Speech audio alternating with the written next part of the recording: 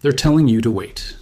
Every financial headline, every retirement article, every wealth management advertisement, they're all selling you the same story. The baby boomers are sitting on $124 trillion in wealth. And over the next 2 decades, that money is coming to you. They call it the Great Wealth Transfer, the largest inheritance event in human history. And if you're a millennial or Gen Z, you're supposed to sit back, relax, and trust that the system will deliver your share. There's just one problem. Most of that money will never reach you. Not because your parents don't love you, not because the economy collapsed overnight, but because a series of structural forces that no one in the financial media is willing to name, are systematically consuming that wealth before it ever changes hands. Healthcare costs that triple after age 75. A long-term care system Medicare doesn't cover. A retirement funding gap that leaves the median boomer household with $289,000, while experts say they need $1.46 million. An inheritance expectations gap where nearly 60% of millennials say they're counting on an inheritance to retire comfortably, while only 20% of boomers actually plan to leave one. And here's the part that connects directly to what we covered in tonight's earlier video about Social Security. When the trust fund hits zero in 2032 and benefits are cut by 24%, boomers will be forced to drain their own savings faster. The money that was supposed to transfer to the next generation gets consumed by a system that's already broken. This isn't a wealth transfer, it's a wealth evaporation. And the only people who will tell you to keep waiting are the ones who profit from your patience. Tonight, we follow the money to find out where $124 trillion actually goes, and what you can do before it's gone. To understand why the great wealth transfer is a mirage, you have to understand who actually holds the wealth in the first place. Baby boomers, born between 1946 and 1964, control more than half of all wealth in the United States. That's roughly $105 trillion sitting in real estate, retirement accounts, stock portfolios, and private businesses. They own 37% of all American homes, despite making up barely 20% of the population. They hold an average $240 to $200 in their 401ks. They own 41% of U.S. small businesses, collectively worth nearly $8 trillion. It sounds enormous, and it is. But here's the number they never put next to it. 42% of the entire wealth transfer, roughly $62 trillion, will come from just 2% of all households. The wealthiest 10% will give and receive the vast majority of what moves. That means for most American families, the generational wealth transfer is not a $124 trillion event. It's an illusion built on an average that doesn't represent them. Let's look at what the typical family actually has. The median boomer retirement account balance sits around $289,000. That sounds workable until you realize that Northwestern Mutual's 2025 survey found Americans now believe they need $1.46 million to retire comfortably, up from $951,000 just 5 years ago. Even by conservative measures, most boomers are underfunded by hundreds of thousands of dollars. And this is before we get to the cost that nobody wants to talk about. If you found tonight's first video about the Social Security crisis eye-opening, consider subscribing, because the story we're about to tell you about healthcare costs makes that $460 per month benefit cut look like the opening act. Healthcare in retirement doesn't just cost money, it consumes wealth. A healthy couple at age 65 spends approximately $13,000 a year on out-of-pocket medical costs. Now, consider long-term care. 70% of Americans over 65 will need some form of long-term care before they die. The median annual cost of a private nursing home room in 2024 was $127,150. For someone who needs 2 or 3 years of care, and many do, you're looking at $150,000 to $400,000 in expenses that Medicare does not cover. Long-term care insurance exists, but the premiums are punishing, averaging $4,250 per year for a healthy 60-year-old woman. This is where the math falls apart. A boomer household with $289,000 in retirement savings faces potential healthcare costs that can wipe out that entire balance in a matter of years. And healthcare cost inflation runs at roughly 5% annually, more than double general inflation. The purchasing power of their savings erodes even when they're not spending.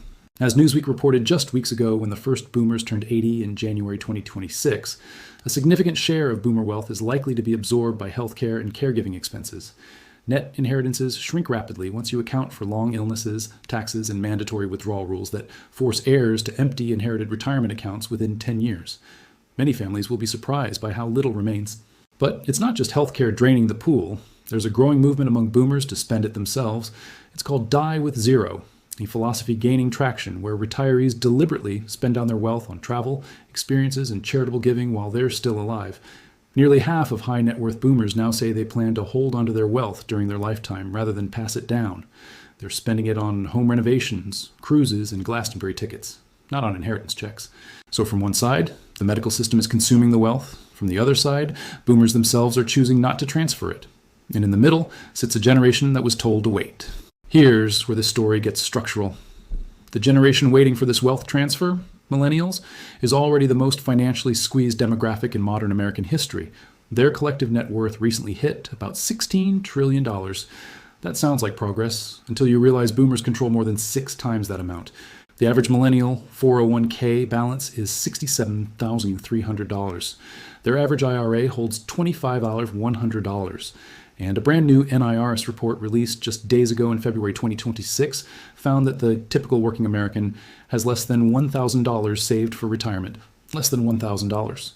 While the financial media tells them to wait for a $124 trillion windfall. But it goes deeper. The housing math alone tells you the transfer is broken. In 1985, when boomers were buying their first homes, the median house cost 3.6 times the median household income. Today, that ratio has exploded to 5.3 times. Boomers hold their wealth disproportionately in real estate, but younger buyers can't afford to purchase those properties at current prices. So either the homes sell at a discount, reducing the inheritance, or they sit on the market, locking wealth in illiquid assets. Meanwhile, the sandwich generation, Gen X and older millennials, are being crushed from both sides. A 2025 Alliance study found that 75% of sandwich generation members are simultaneously supporting aging parents and raising children.